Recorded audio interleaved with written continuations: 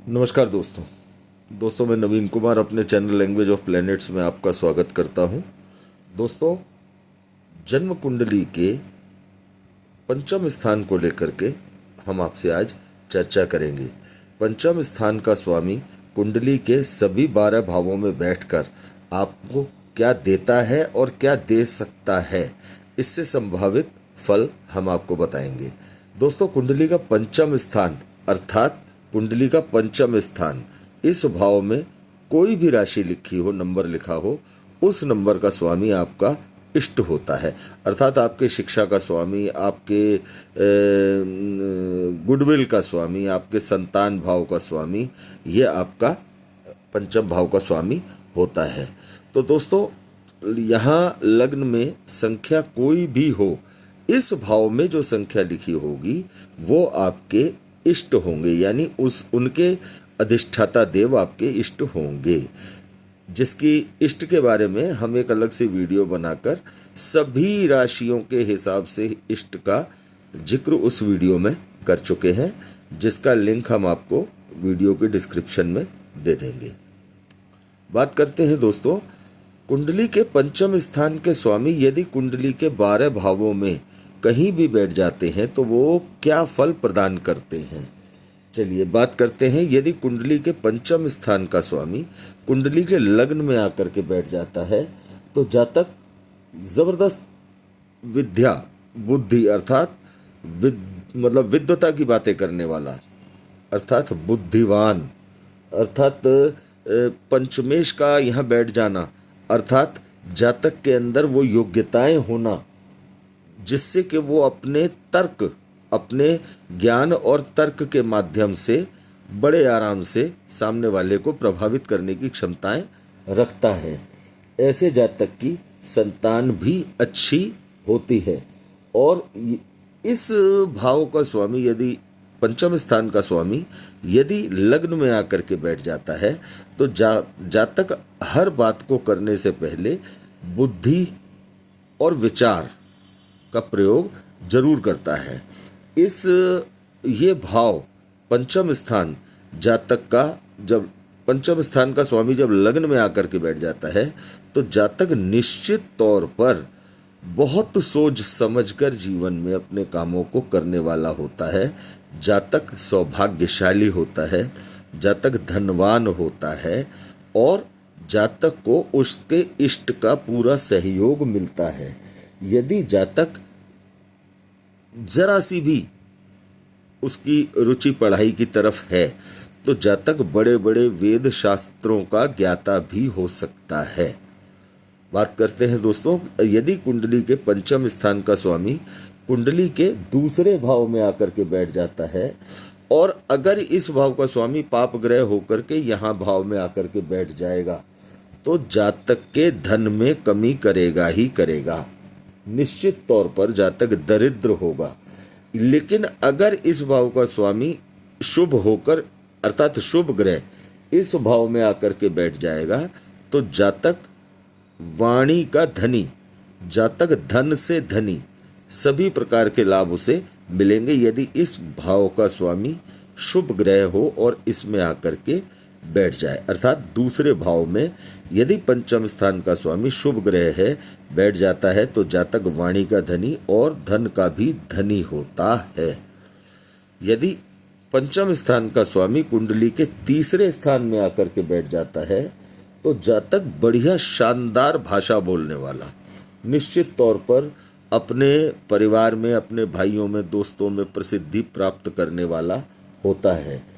इस तरह का जातक निश्चित तौर पर अपने परिवार के साथ, अपने दोस्तों के साथ, अपने भाइयों के साथ मेल जोल से रहने वाला होता है। इस तरह के जातक की अक्सर एक देखी हुई बात ये होती है कि ऐसे जातक के परिवार का पालन पोषण उसके पुत्रों के द्वारा किया जाता है। कई कुंडलियों में देखने को मिलता है कि यदि पंचमेश कुंडली के तीसरे स्थान में हो तो ऐसे जातक के परिवार का पालन पोषण उसके पुत्रों के द्वारा किया जाता है और वो भी प्रसन्नता के साथ, खुशी खुशी। जन्म कुंडली के पंचम स्थान के स्वामी अर्थात आपके इष्ट देव कुंडली के चौथे भाव में यदि आकर के बैठ जाते हैं तो जातक अपने पैतृक अर्थात परिवार में जो भी काम चला आ रहा है उस काम को करने वाला होता है। जातक का ज़्यादातर खर्च उसके पिता से या उसके पिता के कार्य से यानी पिता के कारोबार से ही उसके ज़्यादा खर्च चलते हैं। ऐसा जातक यदि शुभ ग्रह है, इस स्थान का स्वामी शुभ ग्रह इस स्थान में बैठ जाए तो जातक माता का भक्त भी होता है। और यदि पंचमेश पाप ग्रह है और इस भाव में आकर के बैठ जाएगा तो यही इष्ट आपके माता पिता का विरोधी आपको बना देंगे। बात करते हैं यदि जन्म कुंडली के पंचम स्थान का स्वामी पंचम भाव में ही हो तो जातक सभी प्रकार से सौभाग्यशाली होता है। इसके अंदर बहुत गुण होते हैं, गुणी व्यक्ति।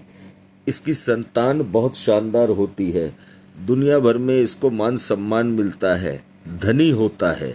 क्यों कि इष्ट यदि अपने ही घर में बैठते हैं तो इष्ट सभी प्रकार से जातक को शानदार परिणाम देने की क्षमता रखते हैं। बात करते हैं दोस्तों कुंडली के पंचम स्थान के स्वामी यदि कुंडली के छठे स्थान में आकर के बैठ जाते हैं तो ये जातक इस जातक को मान सम्मान मिलने में बहुत कमी आती है। मतलब बहुत दिक्कतें ऐसे जातक को आती हैं मान सम्मान मिलने में। ये जातक रोग से परेशान रहने वाला, शत्रुओं से परेशान रहने वाला और मानसिक रूप से पीड़ित व्यक्ति होता है। यदि इस भाव में पंचम स्थान का स्वामी आकर के बैठ जाए तो अगर ये भाव का स्वामी कोई पाप ग्रह है तो ये फल और ज़्यादा खराब होंगे। अर्थात रोग भी बढ़ा हुआ हो सकता है, कर्जे भी बढ़े हुए हो सकते हैं, पढ़ाई और शिक्षा में भी उसकी अच्छी खासी रुकावटें हो सकती हैं।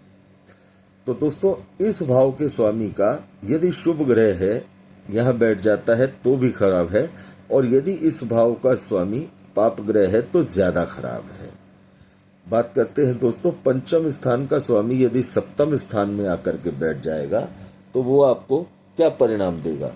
ऐसे जातक के पुत्र होते हैं और पुत्र भी निश्चित तौर पे काफ़ी स्मार्ट, काफ़ी सुंदर होते हैं। ऐसे जातक के अंदर एक खास बात ये होती है कि ऐसा जातक अपने गुरु, अपने ईश्वर का अच्छा भक्त होता है। ऐसे जातक की पत्नी भी निश्चित तौर पर सुंदर और सुशील होती है। ऐसे जातक का प्रेम विवाह होने की संभावनाएं भी काफ़ी बली होती हैं। ऐसे जातक को अपनी पत्नी के माध्यम से भी धन की प्राप्ति हो सकती है। लेकिन यदि यहीं पर ये पाप ग्रह होकर के और यहाँ पाप ग्रह आकर के बैठ जाएगा पंचम का स्वामी तो निश्चित तौर पे इन फलों में कमी करेगा और इस भाव से संबंधित जितने भी कारक तत्व हैं उनका नुकसान करेगा। बात करते हैं दोस्तों यदि कुंडली के पंचम स्थान का स्वामी कुंडली के अष्टम स्थान में आकर के बैठ जाता है तो जातक को क्या परिणाम देता है। ऐसा जातक बहुत ही ज़्यादा कड़वी भाषा बोलने वाला, बहुत ज़्यादा कड़वी भाषा बोलने वाला होता है और ऐसे जातक को निश्चित तौर पर उसकी ख्याति में, उसकी शिक्षा में निश्चित तौर पर उसको दिक्कतें आती हैं। ऐसे जातक के अंदर धैर्य बिल्कुल नहीं होता। यदि कुंडली के पंचम स्थान का स्वामी कुंडली के अष्टम स्थान में आकर के बैठ जाता है और यदि वो पाप ग्रह है तो बहुत ही ज़्यादा मामला ख़राब रहता है। शुभ ग्रह है तो भी यहाँ पर परेशानियों का सामना करना पड़ता है। ऐसी स्थिति में जातक की पत्नी निश्चित तौर पर बहुत ही ज़्यादा क्रूर स्वभाव वाली, अर्थात जिसे कहते हैं कि छोटी छोटी बातों पर क्लेश करने वाली स्त्री उसकी हो सकती है। उसकी संतान भी उसको उसके खिलाफ रहने वाली ऐसी स्थिति हो सकती है यदि इस भाव का स्वामी इस भाव में आकर के बैठ जाता है, अर्थात पंचम का स्वामी कुंडली के अष्टम भाव में आकर के बैठ जाता है। यदि कुंडली के पंचम स्थान का स्वामी कुंडली के नवम भाव में आकर के बैठ जाता है तो जातक अच्छी ख्याति प्राप्त करने वाला, उच्च शिक्षा प्राप्त करने वाला, जातक के अंदर विशेष गुण, विद्वान, जातक साहित्यकार, काफी सुंदर, स्मार्ट होता है। ऐसे जातक का धर्म के प्रति विशेष रुझान भी होता है। अपने परिवार के रीति रिवाजों को मानने वाला ऐसा जातक होता है। ऐसे जातक को उसके इष्ट की पूरी कृपा प्राप्त होती है यदि शुभ ग्रह है तो, और यदि पाप ग्रह है तो भी कुछ प्रतिशत फलों में नेगेटिविटी हो सकती है, कुछ प्रतिशत कमी हो सकती है। अन्यथा पाप ग्रह होगा तो भी वो इस भाव में बैठ करके ज्यादा नुकसान नहीं करेगा। फलों में कमी तो करेगा लेकिन बहुत ज्यादा नुकसान नहीं करेगा। बात करते हैं दोस्तों पंचम स्थान का स्वामी यदि कुंडली के दशम भाव में आकर के बैठ जाता है तो जातक जो है वो किसी बड़े अर्थात प्रशासन के किसी बड़े पद पर बैठे हुए व्यक्ति का चहेता निश्चित हो सकता है। बहुत ही बढ़िया काम करने वाला व्यक्ति, ऐसा व्यक्ति अपनी माता को सब तरफ से सुख देने वाला, जिस काम में हाथ डालता है उस काम में उसको सफलता मिलती है, अपनी गुडविल को चार चांद लगाने वाला ऐसा व्यक्ति होता है। ऐसे व्यक्ति की समाज के सज्जनों में अर्थात शानदार लोगों में काफी अच्छी बैठक होती है।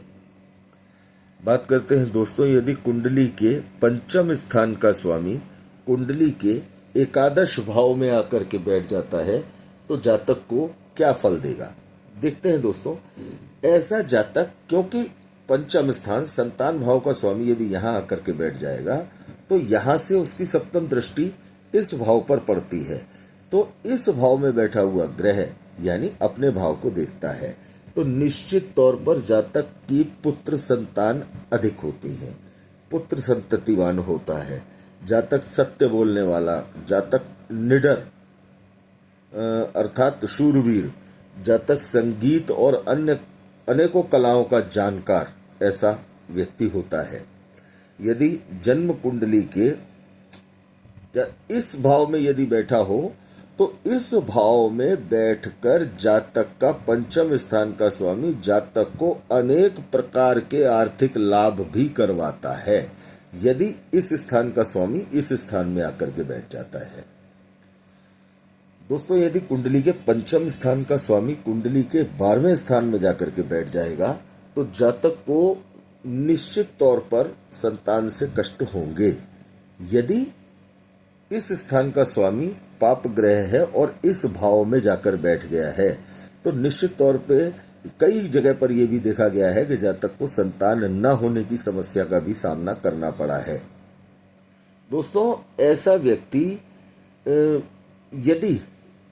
यदि यहाँ पर बैठा हुआ ग्रह शुभ है अर्थात पंचमेश शुभ है तो पुत्र जरूर होते हैं, लेकिन ऐसे व्यक्ति का पुत्र जो होता है वो विदेश अर्थात पिता से दूर जाकर रहने वाला होता है। यानी ऐसे व्यक्ति की संतान यदि इस भाव का स्वामी शुभ ग्रह है और इस भाव में बैठा है तो उसका पुत्र उससे दूर रह करके अपना अर्थात विदेश में अर्थात अपने राज्य से बाहर अपने पिता से दूर रहता है। लेकिन यदि इस भाव का स्वामी कुंडली का इस भाव का स्वामी यदि कोई पाप ग्रह है और इस भाव में आकर के बैठता है तो डेफिनेटली कई कुंडलियों में देखने को आया है कि जातक को संतान उत्पत्ति से संबंधित भी समस्याएं रहती हैं।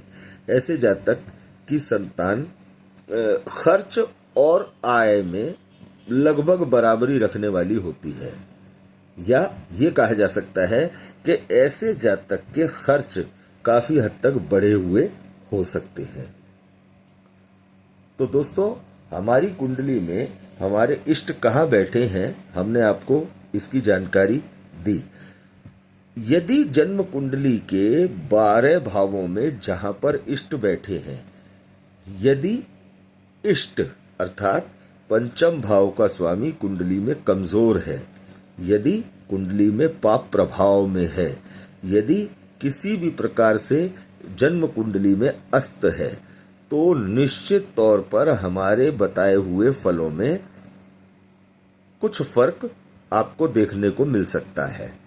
इसलिए जब भी कभी हमारे बताए फलों का अपनी कुंडली से मिलान करें तो जन्म कुंडली में अपने इष्ट की स्थिति को अवश्य पहले जांच लें कि आपके इष्ट जो है वो कौन सी स्थिति में है, कमजोर तो नहीं है, या कुंडली में अस्त तो नहीं है, या पाप पीड़ित तो नहीं है। तो दोस्तों, अपने इष्ट को अच्छे से देखिए कि आपके इष्ट आपकी कुंडली में बैठ करके आपको क्या दे रहे हैं।